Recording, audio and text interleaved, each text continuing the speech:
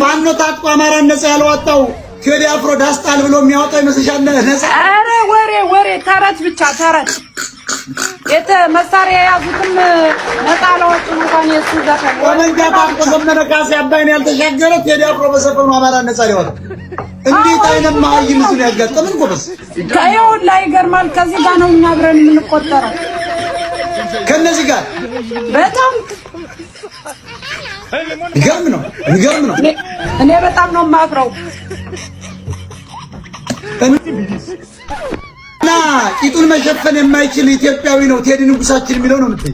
የተቀደደ ፓንት ለብሶ የሚሄድ ህዝብ እኮ ነው። አይ ህዝቤ እውቀት በማጣቱ ጠፋ ይላል መጽሐፍ ቅዱስ። በጣም የሚገርመኝ ጥቅስ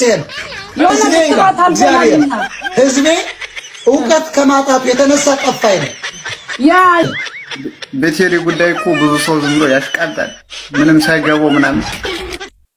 አሁን እንግዲህ እችን ዳስ ጣል አድርጎለታል ይሸልላል እንግዲህ ሰሞኑ ከልሎ ሲደክሞ ይቆማል። ሲደክሞ ደግሞ ዝም ይላል። ሽሮ ስጠፍቶ የለ ሆዱን ሲጭረው ደግሞ መልሶ ደግሞ ተቃውሞ ይወጣል። የየርምም ግን የኢትዮጵያ ተቃውሞ ወይ ደግሞ አንድ ነገር ፈጥሮ ለውጥ ማምጣት ሲያቅተው አንድ ቴዲ አፍሮ እንዲታገለት ይፈልጋል። የአዝማሪ ንጉስ ባይዘው ያለው እንደ ወንድማችን የአዝማሪ ንጉስ አለ፣ የሊቀ መኳስ ንጉስ አለ። የለም ከመቼው ጀምሮ ነው የአዝማሪ ንጉስ ይሆናል? ሳልሳዊ ቴዎድሮስ እዚህ ጋር ያለው ነው ንጉስ ማለት ሳልሳዊ ቴዎድሮስ ሞታከራ ነው። እኔ ነኝ ሳልሳዊ ቴዎድሮስ። ህዝቡ አልገባውም እንጂ ማንም የለም ካንተ ውጭ ንጉስ የለም። ሲጀመር አንተ ቴዎድሮስ ራሱ በጥፍ ነው የሚበልጠው። አፄ ቴዎድሮስ ራሱ በጥፍ ነው የሚበልጠው። የሚገርም ከኔ ጋር እኩል ያጣ አንተ ሲጀመር በምን ማን ይወዳደራል? ቴዲ አዲስ ነገር አልፈጠረም። ብዙ ነገር እጠብቅ ነበር። አያደርገውም ብያቸዋለሁ። አብይ አላገደውም። ኢንተርቪው አልተከለከለም። ሙዚቃው ቫይራል እንዲሆንለት ምክንያቱም እነ ዮማሪዎስ የሚባሉ ሰይጣኖች መጥተዋል። ቂጡን ወግተውታል። እነ ዮማሪዎስ እኮ የጎጃም ልጅ ስለሆነ ነው የማታደንቀው። ዮማሪዎስ ማለት በጣም ሰይጣን፣ የሙዚቃ ሰይጣን ማለት ዮማሪዎስ ነው። ዮማሪዎስን ሊደርስበት አይችልም። ከዚህ በኋላ ማንኛውም ዘፋኝ በዮማሪዎስ ምናልባት ቴዲዮ የሚባለው ሊደርስበት እንደው እንጂ የሚደርስበት ዘፋኝ አይኖርም። በቃ ሸምጥቷል፣ ሩጧል። ዮማሪዎስ የጎጃም ልጅ ስለሆነ አልተደነቀም። ይሄ ግን ሚዲያውን ጉራጌው፣ ትግሬው ምኑ ስለያዘው እኮ ነው። ኤርትራው ይሄም አማራ አሽቀበጫል እንጂ ዮማሪዎስን የሚያክል ዘፋኝ የለም። ዳስታል ግን ተመችቶኛል። ለአዲስ አበባ ህዝባችን ድምፅ ስለሆንክ ቴንኪው ብየዋለሁ ቴዎድሮስ ካሳሁን። በሌላ ጉዳይ ግን አንስማማ። ኢሳያስን በመጋበዙ የመንግስት ሰው ነው። በወያኔ ጊዜ ፍቅር ያሸንፋል እያለ ወጣቱ እንዲተኛ አድርጓል። ያገባው ኤርትራዊት ፈልጎ ነው። ጉራጌን አላገባም፣ አማራን አላገባም፣ ኦሮሞን አላገባም። እኔ የቴዎድሮስ ካሳሁን የግል ጸብ የለኝም። ለህዝቤ ካልቆመ ህዝቡን ቀሰቅስበታል። ወደሱ ኮንሰፕት እንዳይገባ እንቀጥላለን። ምን ያደርግልናል? አሁንም ከቀልቡ ተመልሶ ለአማራ ድምፅ መሆን አለ። ስለሚገደለው በድሮን ስለሚያልቀው ደብረ ብርሃን ስለፈሰሰው የአማራ ህዝብ ስለወደው የውልቂት ካልዘፈነ በጭራሽ አማራ መስማት የለበትም። በጥቅም ነዋ። ቴዲ ጥቅም ከፈለገ ስለ አማራ መቀንቀን አለበት እያልኩ አይ ዶንት ኬር። ኢትዮጵያ ማለት አማራ ነው አውቃለሁ፣ ግን በግልጽ አማራ ብሎ መስፈን አለበት እያልኩ ማን ነው እሱ የማይዘፍነው? በእኛ እኮ ነው የከበረው። በእኛ እኮ ቋንቋን የሚሸል ነው። በእኛ ጀግነት ነው እየተንቀሳቀሰ ያለው። ስለዚህ ለአዲስ አበባ ህዝብ ድምፅ በመሆኑ ቴዎድሮስ ካሳሁን ቴዲ ኒው ሚውዚክ እስቲ ቆይ ምንድን ነበር ያልኳችሁ? ዳስታል ተመችቶኝ። ዝም ብላችሁ ኦሮሞ ምን ያድርግ? ኦሮሞ አይደለም ወይ 28 ዓመት ሙሉ መቆለጡ ላይ ውሃ ተንጠልጥሎ። እኔ ጓደኞች እኮ እስካሁን አይወልዱም። ባይዘው አብሮኝ ኮሌጅ የተማሩ ልጆች የማይወልድ አለ። ኃይሉ የሚባል ነው እንደውም ወልዶ አይቼው ገርሞኛል። አንዴ መጡ የሚያውቀው አለ። አሁን ሶስቱ አይወልዱ፣ ውሃን ተንጠለውባቸው አይወልዱ። ስለዚህ ኦሮሞች እንዲህ ብላችሁ አትበሉ እናንተም። እኛ ይሄን ሁለቱን ትልቅ ህዝብ አቀራርቦ ጠላቱን ለይቶ ወደፊት እንዲጓዝ ማድረግ ነው። እንዲገዳደል አንሰብክም እኛ። ምክንያቱም በቁጥር ብዙ ነው። ኦሮሞና አማራ በቁጥር ብዙ የሆነ ህዝብ አበላልተን አገሪቷን መጣልም የለብን። ወንጀለኛም ለፍርድ ይቀርባል። ትግላችን ይቀጥላል። ኦሮሞ ቅሰናሙል ታዲያ ተታኩሳት ትገጥመው ኦሮሞ ምናምን በቃ ኦሮሞ ናችሁ ምናምን ይሄ ይቅር። ኦሮሞ ላይ ነው የሚነገደው። ዛሬ እኮ አዲስ አበባ ውስጥ በባዶ እግሩ እየሄደ አካም የሚለው ፀጉሩን አሳድጎ ብትጠይቀው ዛሬ ቢሊዮነር ነን የሚሉ ቦሌ መድኃኒዓለም ሰራ ነው ምናምን እያሉ የሚያላግጡብን መሬቱን በ3 ብር ከ50 ኦህዴድ የሚባለው ኦሮምኛ ተናጋሪ ትግሬ ልክ አማርኛ ተናጋሪ ትግሬ ብአዴን የቀለደበት ህዝብ ነው። ስለዚህ ወደ ህዝብ አትሂዱ። ህዝብ ግደል አይልም። እንኳን ሌላ ፖለቲከኞቹ ግደሉ አይሉ። ዘረኞች አሉ፣ ጥንቦች አሉ። በቃ አማራን እንዲጠፋ የሚፈልጉ ስለ ኦሮሞነት መታገል መብቱ። ኦነግን እኮ ከደገፈ ኦሮሞ ምንም ልናደርገው አይችልም። ባንዲራውን አውልቅ ማለት አይቻልም። ባይዘው አማራ you can carry your own flag ልሙጡን ከያዝክ እንጀራም ቢሆን ተቋጥረበት አያገባኝ። ኦሮሞ ፈልገዋለሁ ካለስ በመግባባት ካልሆነ የኦሮሞን ወጣት ማሳመን አይቻልም። አብይ ግን ዋና ከተማዋን ከአፍሪካ ከተሞች ያርጋ ከፓሪስ እኩል ያደርጋል። ቤተ መንግስቱ ሲያልቅ አስበዋል አዲስ አበባ እንደሚመስል። ኦሮሞ አላለማም ልትለኝ አትችልም። ኦሮሞ እያለማ አላለማም አትበለኝ። አብይ በ7 ዓመት ያለማውን ልማት ተመልከቱ። አብይ አዲስ አበባን አይተዋል። የኦሮሞ አዲስ ከተማ ፈጥሯል። ትክክል ነው። ከኦሮሞ ነው የመጣ ኦሮሞን መርዳት አለበት። አማራን ቢመጣ ወደ አማራ መገልበጡ አይቀርም። that's right። ግን አብይ ከተማ አላለማም ብትለኝ አልሰማ። ሰውነን ነገ ሟች ነን። ለምን ትዋሻለህ? ምንም አልሰራም አትበል። አብይ በ5 ዓመት ውስጥ ያውን በጦርነት ውስጥ ነው አዲስ አበባ እንደዚህ ካረገ ጎንደርንና ባህር ዳርን መቀሌን የመቀየር አቅም አለው ማለት ነው። አለው ሰውየው አቅም አለው ማለት ነው። ከየትም ያምጣው ከየትም ገንዘቡን አዲስ አበባን ብርጭቆ አስመስሏል። ቴዎድሮስ ካሳሁን ገርማሞ ዱካሳ ይባላል። አባቱ ኦሮሞ ናቸው። እናቱ የጉራጌ ሰውና በእናቱ እናት ደግሞ ያደዋ ሰው። ውሸት ነው። የጎንደሬ አስቴር አወቀ ለምሳሌ ጉራጌ ነች እና ይሄ ወደ አማራ ለማጠጋጋት ነው። እኔ ቴዲ ባለ መረጃ ቴዎድሮስ ካሳሁን ወያኔ አንዴ አማራን ለመምታት መታወቂያ ኦሮሞ፣ አማራ፣ ትግሬ እያለ ሲያዘጋጅ አማራ ብሎ ሰጠውት ነበር። ጠበቃ ይዞ ነው እንግዲህ ጉራጌ ነኝ የሚል ሲያስቀይር በአካል አለው አውቃለሁ። ስለዚህ ውሸት ነው የሚወራው። አሁን ይሄ ተራ ነገር ነው። ስለዚህ ንጉስ ሊሆን ቀርቶ የንጉስ ሊቀ መኳስ ሊሆን አይችልም እንላለን እኛ አማራ ብሔርተኞች። ቴዎድሮስ ነጋዴ ነው። ወቅት እየጠበቀ ሙቀት እየለካ ለገንዘብና ለዝና ጊዜ እየጠበቀ የሚመጣ ነው እንጂ ለህዝብ የሚቆም ሰው አይደለም። የወያኔ አባልና ምልምል ነው። የአዲስ አበባ ወጣትን በህወሓት ዘመን ተቃዋሚ በመምሰል ወጣቱ እንዲከተለው ሳይታሰር ታሰር እየተባለ ሲፈታ አይተናል። ተቃዋሚ አይደለም። የቴዲ ግጥሞች በሙሉ ከአባቱ የተገኙ ናቸው። አባቱ የሬዲዮ አዘጋጅ ነበሩ። በጣም የታወቁ የምናከብራቸው ናቸው። እሳቸው የአማራ ወታደሮችን ግጥም በፖስታ ሰብስበው ጠርዘው ያስቀመጡለት ነው።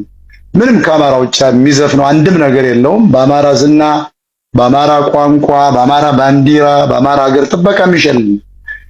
ስለዚህ ቴዲ ኦሮሞን ይጠላል የሚባለው ውሸት ነው። ምክንያቱም አባቱ ኦሮሞ ናቸው። ገርማሞ ዱካሳ ናቸው። ውሸት ነው። ጉራጌ ምናምን እየተባለ የሚቀባጠረውና ቴዲ ኢትዮጵያን ቢወድ ኖሮ ልጆቹን አሜሪካን አይወልድም ነበር። በጣም የማዝነው ግን የኢትዮጵያ ሕዝብ ዕውቀት ስለሌለው ቴዲ ኦፕ ባስደረገ ቁጥር ንጉሱ ተወልዷል የሚሉ የኳስ አድናቂዎች አሉ። እነዚህ ደግሞ ከዕውቀት የተጣሉ ጫት ሲቅሙ ለውዝ ሲቅሙ የሚውሉ ሰዎች ናቸው። እነዚህ ከአንድ ብሔር አካባቢ ስም ላለመጥራት ነው የመጡ ናቸውና ንጉስ ነው ይሉናል። አንድ አዝማሪ ወይም ዘፋኝ ንጉስ ሊሆን አይችልም። የንጉስ ግን አጫዋች ወይም ሊቀ መኳስ መሆን ይችላል።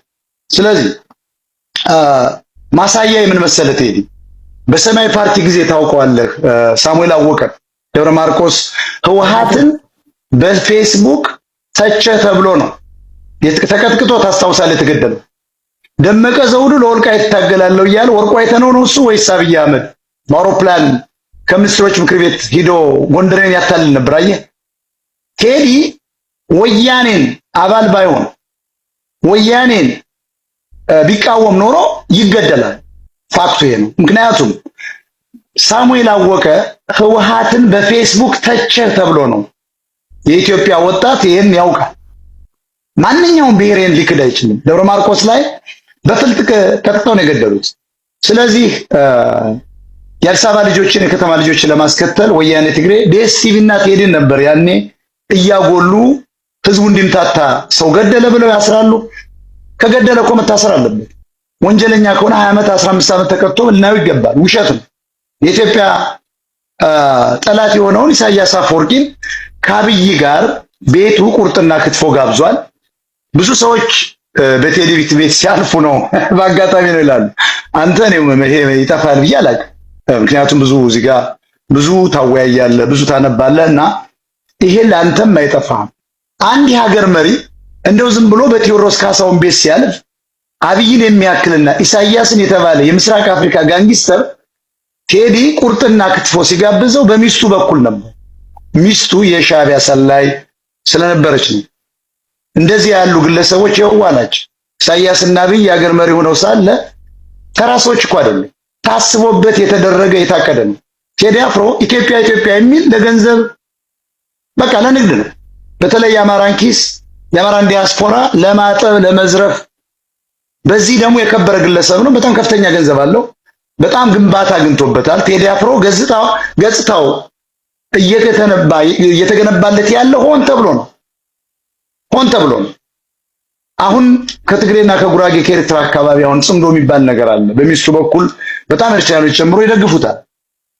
በመሰረቱ ቴዲ ለአንድ ኤርትራዊ በሚሊዮን ብር ሲሰጥ ለታገቱ የአማራ ሴቶች፣ ለተገደሉ የአማራ ሰዎች አንድም ነገር ያደረገው ነገር የለም። በአይናችን አይተናል። ኤርትራዊ ተፈርዶበታል ሊገደል ነው ሲባል በሚሊዮን ዶላር አውጥቶ ሲሰጥ አይተናል። ያው ከአማራ ኪስ የሚወስደውን የሰጠውና ቅድም እንደገለጽኩት የቴዲ አባት ሬዲዮ ላይ ይሰሩ ነበር ወታደር ሆነው ሳለ። በዚያን ወቅት ደግሞ የኢትዮጵያ መከላከያ ሰራዊት ያለው አማራው ግጥም ይችላል። ያን መድበል ሰጠውታል። ጥሩ ነው፣ አይዘፍንም አይባልም። ጥሩ ድምፅ አለው፣ ምንም አይካድም። ስለዚህ ቴዲን ብታየው ቴዎድሮስ በዘፈኖች ውስጥ ኦሮሞ፣ ትግሬ፣ ጉራጌ እያለ ሲጠራ አይተው ከሆነ ጎጃምና ጎንደር፣ ኦሮሞና ተጉለት you see he never mention Amhara people but he got $1 million from Amhara people. ይሄን ነው ማወቅ ያለበት። ቴዲ የኤርትራና የአድዋ ዘር ያላትን ሴት ሲያገባ ታስቦበት ነው። ፖለቲካዊ ጋብቻ ነው። ከእንደዚህ ምናምን ጸጉሩን ቅንድቡን ሊቀነደም ውሸት ነው። ታስቦበት ነው። ሚስቱ የወያኔ ሻዕቢያ ሰላይ ነች። በመቄዶንያና በመሳሰሉት የዘረፋ ተቋሞች ይሄን በኦርቶዶክስ የተኛውን አማራ ከፍተኛ ሼር እንዳላት አውቃለሁ። ኒውዮርክ ውስጥ ከአማራ ዲያስፖራ በተሰበሰበ ገንዘብ ትልቅ ካፌና ላይብራሪ ከኢንተርኔት ካፌ ጋር አላቸው። ይሄ ነው። ስለዚህ ቴዲ ኦፕ ባደረገ ቁጥር ጃያ ተወልዷል የሚሉ ቂል ኢትዮጵያኖች ናቸው። የማያውቁት ነገር መረጃ የላቸውም።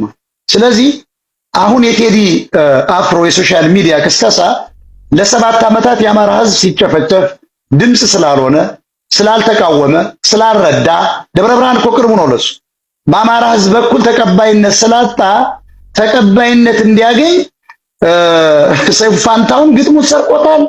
አብይ አህመድ እንዳይ ኢንተርቪውን ከለከለ። ይሄ ቱሪና ፋውሬ ነው፣ አንቀበለውም። ቴዲ አፍሮ ለትግራይ እናቶች በሚል ከፍተኛ $1 ሚሊዮን ሲሰጥ ለአማራ ሰዎች ግን ደብረ ብርሃን ላይ 1 ኩንታል ጤፍ እንኳን አላቀረበም። ግን የሚያገኘው ከቁጥር ብዙ ከሆነው ከአማራ ህዝብ ነው።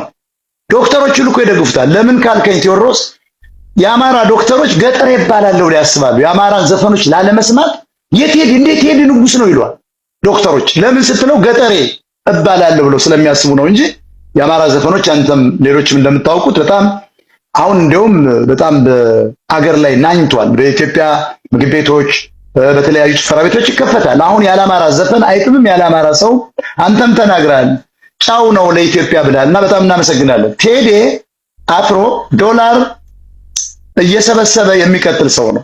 ዶክተር የተባለው በጎንደር ዩኒቨርሲቲ ነው። በጣም የሚያሳዝነው እሱና ኦባንግ ሜቶ ባህር ዳር አማራ መሪ ስለሌለው ክልሉን በአደን የተባለ አማርኛ ተናጋሪ ትግሬ ስለከበበው የሌላ ዘሮች ከቅማንት ኮሚቴ አገው ሸንጎ ትግሬ ኦሮሞዎች ስለያዙት ኤርትራውያኖች ስለያዙት በጣም ኦኬ።